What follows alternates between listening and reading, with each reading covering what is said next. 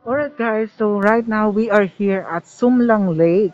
Ba, akalain mo yun, nakarating tayo ng Sumlang Lake in just one day. Ang daming destination ang napuntahan natin in just one day.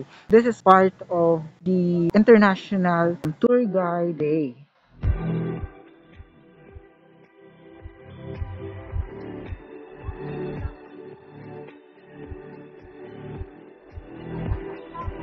Tapos kung gusto niyo naman guys bumili ng mga pasalubong, so meron sila ditong pasalubong center guys. Pwede niyo siyang i-check out. So later on pupunta natin.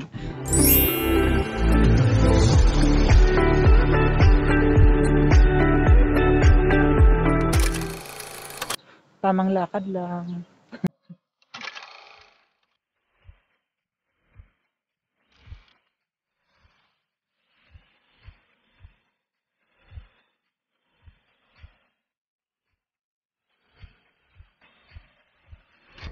So sa mga naghahanap dyan ng mapupuntahan, perfect place to hang out with friends, families, loved ones, I highly recommend Sumlang Lake guys.